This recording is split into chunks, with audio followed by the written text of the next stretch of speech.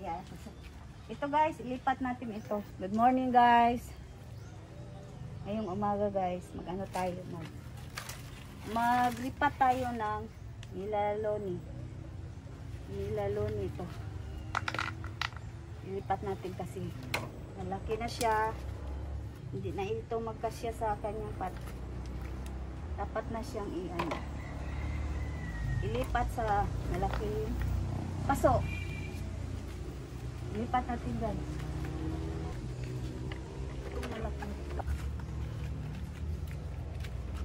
Itong pat na ito guys, ano na ito? Una pa ito. Kaya lang malaki ito. Malaki ito. Kaya ilipat natin ito dito sa malaking paso. Oh, kasi kasya siya dyan. Ito guys, tingnan nyo. Malaki na siya dito. Ito ang kanyang pat. Tapos ilipat natin siya dito sa malaki. At tingnan nyo guys, oh. Mayroon na siyang anak. Isa. Meron pa dito, oh. Dalawa. Dalawa. Tatlo ang kanyang anak. Kaya ilipat na natin siya.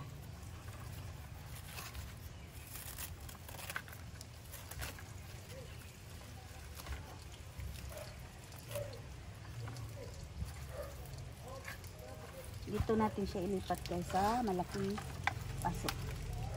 Kukunin muna natin yung kanyang anak para mabuhay din ito. Oh, tingnan mo, kanyang anak ko, buhay na.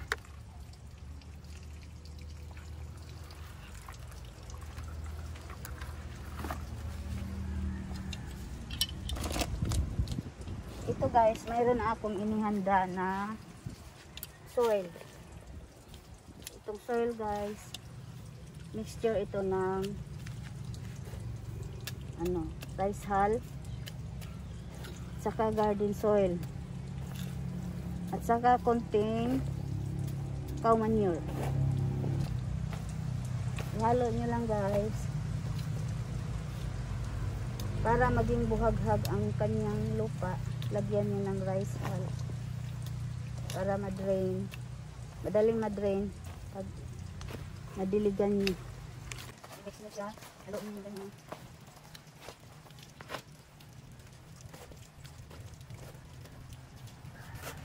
Rice.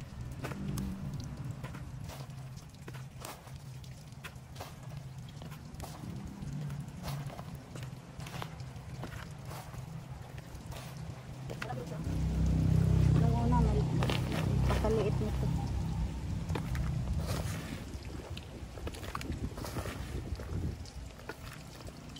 Alam nyo guys, ng pandemic, mahal na halaman ito. Ngayon, mura na lang. Nabibili na tayo nitong mura. Pag malaki yung paso mo, mas lalo siyang lumalaki. So, maganda naman siya pag lumalaki.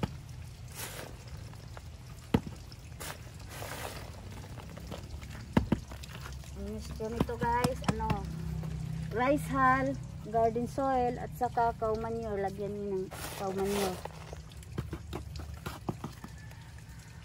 Huwag lang masyadong marami.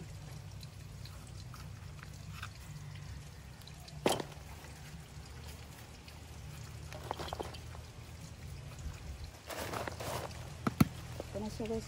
Tingnan nyo. Maganda kung nasa malaking paso siya.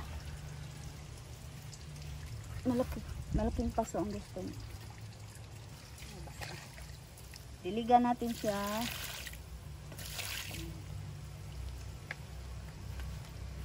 Tingnan nyo, nag-drain agad siya. Nag-drain. Ganyan ang gusto nila guys, yung drain agad yung soil. Para hindi siya mabulok.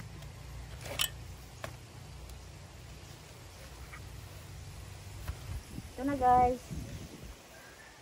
Ito guys, yung anak niya. Sayang naman to pag ating tinapon. Dapat atin din itong itanim dito sa kanyang pat ng kanyang nanay. Dito natin siya itanim. Yan itong mga ano niya, kasama niya. Maliliit pa kasi anak nga ito niya. Lalaki din ito siya. Tapos ilipat na rin natin pag lumaki na siya. Ito lang guys. Tapos na tayo maglipat guys. Thank you for watching.